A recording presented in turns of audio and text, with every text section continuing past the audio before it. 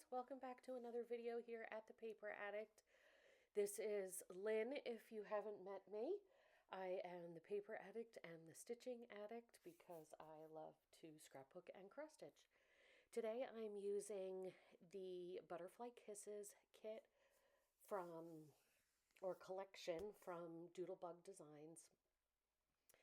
It comes, with all the different pieces. I chose to have the 12 by 12 petite prints and 6 by 8 paper pad. I'm actually doing a double page layout today, which is not standard for me. I'm more of a single page scrapper. And I'm doing or documenting the photos from our daughter's field trip last year to the Wildlands Conservancy here. It's about 35 or 40 minutes away.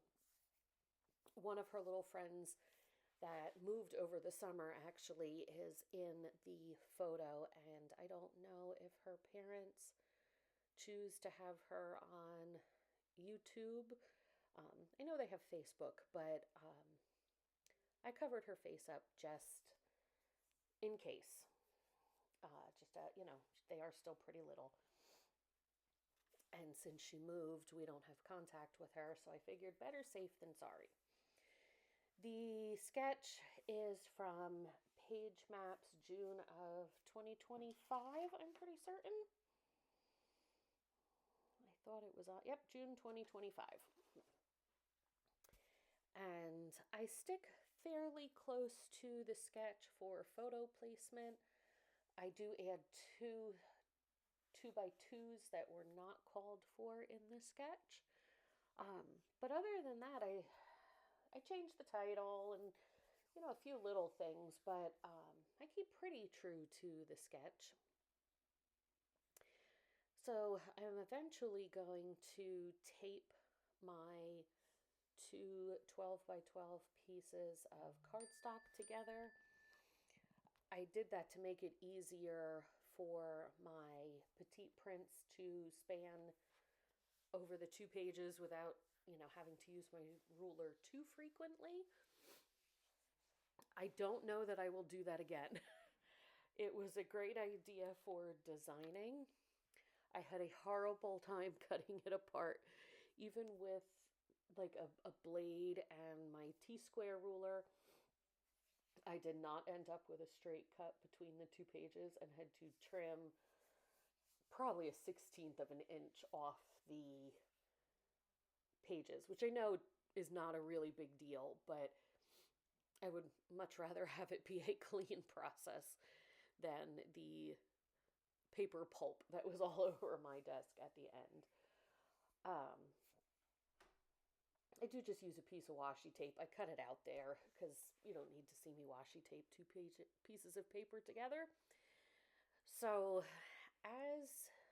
if you've followed me for any amount of time, I'm sure you've noticed I have not been very consistent with content or, even just pictures of layouts. We've had a little bit of a change here. Our son went to high school starting in September, but band camp started in August, which is 5 days a week, depending on the day.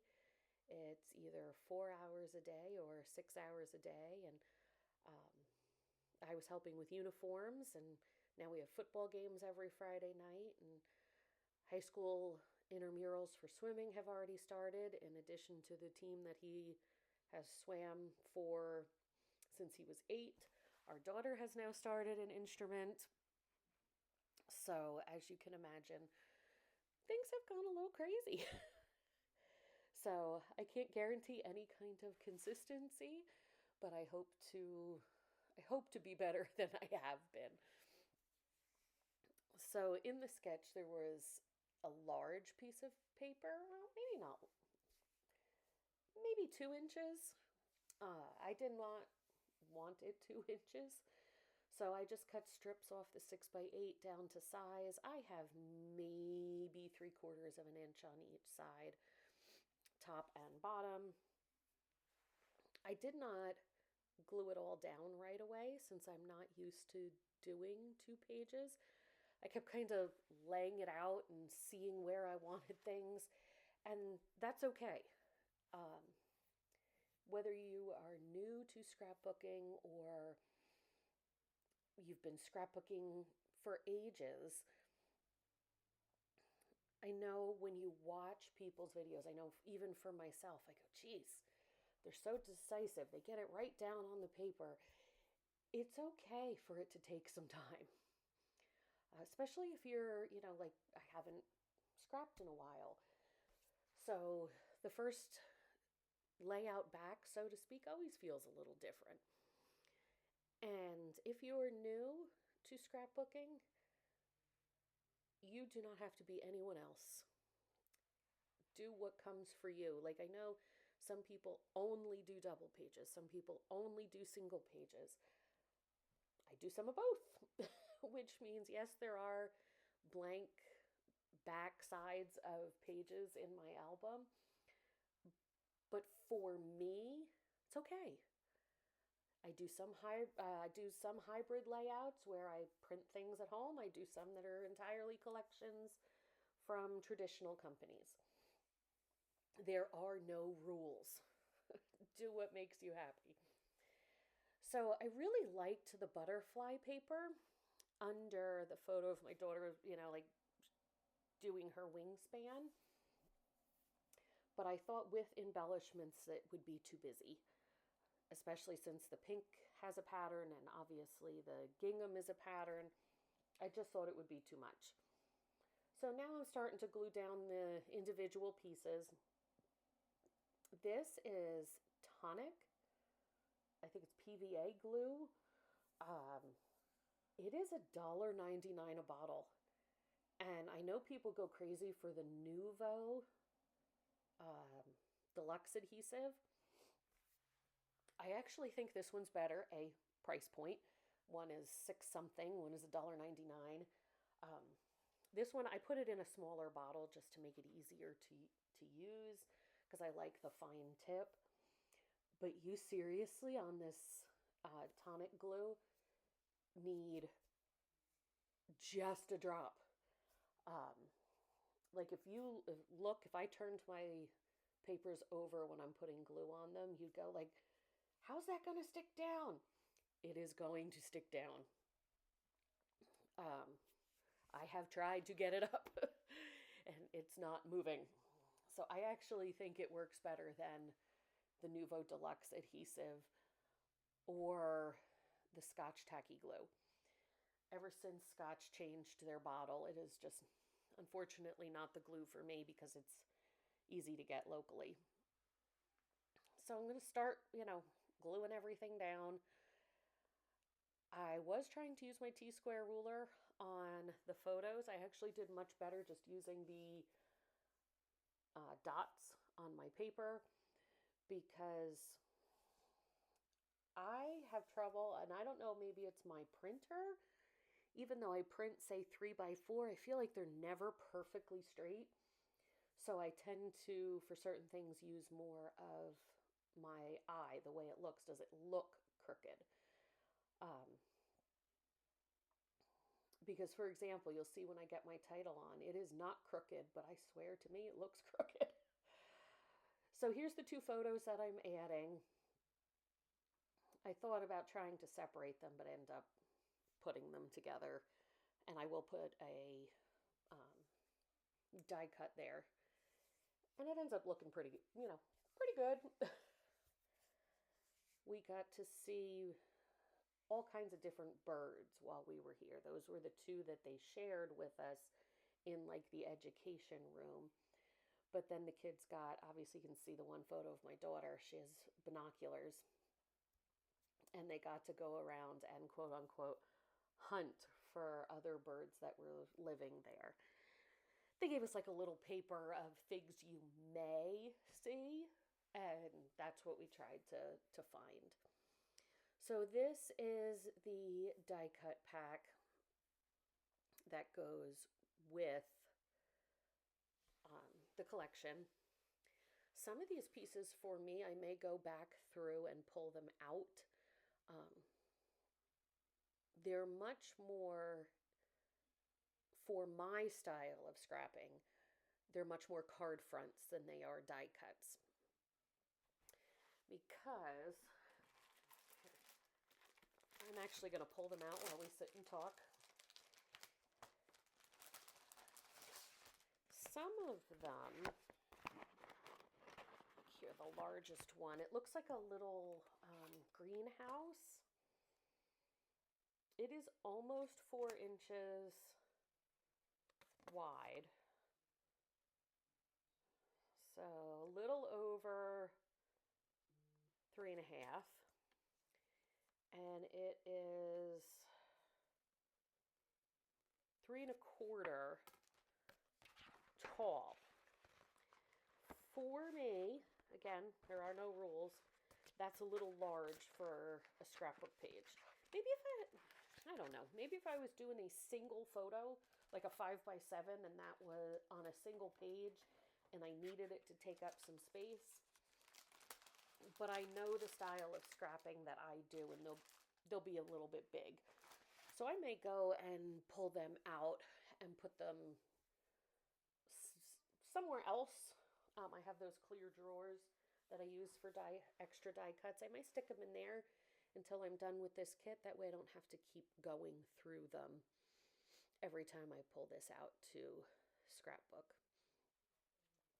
So I'm just kind of deciding where my embellishments should go. The sketch suggests something in that right-hand photo on the bottom. And I wasn't sold on it at first, and I moved things all the way around and up and down and left and right. I switched the sun and the cloud, and I do end up putting that banner, though, underneath the wingspan photo. It just, for me, it kind of mimics the wingspan thing, takes up some of the blank space there. And I do something at the bottom that, for me, is not typical. I know Nicole over at Coley Bing is very good at creating little scenes. Well, I have never really done that. But on this one, I created like a little mini garden down at the bottom. I'm using the mini icon stickers, and you're going to see me pull the package back out and kind of flip them over. It says punch out and store in your planner. So I expected to be able to pop these out the back and move them around without having the adhesive showing or, being sticky so I could move them. That is not the case. They are not perforated on the back. So I'm building just the tiny little garden here. The mini icon stickers were really perfect for that. They were just the right size. And then you're going to see I'm going to cut the video because I didn't think you needed to watch me glue all this down. All I did was use either the liquid glue or my tape runner, depending on the size of the item, to glue them exactly where you'll see them. I also then changed the covering of my daughter's friend's face so that I could tape that layout down. So I'm going to do my title. These are puffy stickers. They're not chipboard. And they're a really nice pink. And they look very familiar. Like, I feel like I should know what company they're by. But I don't. I have no packaging on it. And I wish I did, because I think I'd go back and buy more colors because they're a really nice size. They're bigger, but they're not too big. So you can see, like, to me, that title looks crooked. But if I put my T-square ruler down, they're all lined up against each other. The sides are all lined up to the same point of the W. So there's my journaling. I'm going to cut it out with my journaling die here. I will do that off camera and attach it because it takes me a while. And my Big Shot has a tendency to shake the table and make the camera shake. So now I'm going to play with my Nuver drops. Going to make going to give the butterfly a trail, so he kind of looks like he's flying, so to speak. That color is just a midnight glitter.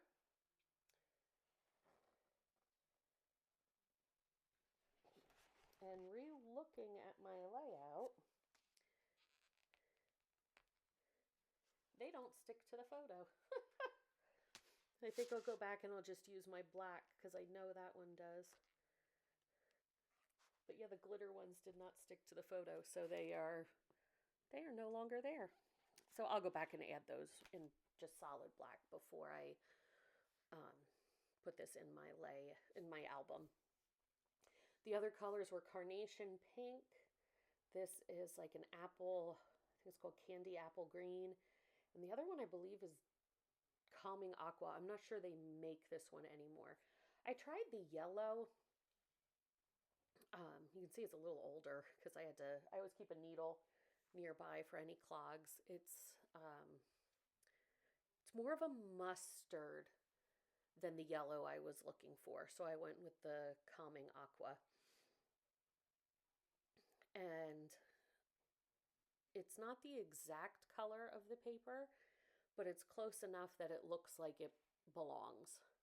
It's more the color of the birdhouse. And that's about it. Like I said, I look at it for a little longer. I do pull out my ink because I was considering doing splatters. You'll see me point to where I was considering doing them. It's the bottom right and the top left. But none of the colors that I have, even though I have a ton of colors, just seemed right. Thought if I put black on, it would be too much. So I left it as is before I did something I regretted. So thanks so much for sticking with me, guys, and watching my process for this wilderness trip. And I hope to be back with you soon. Stay scrappy.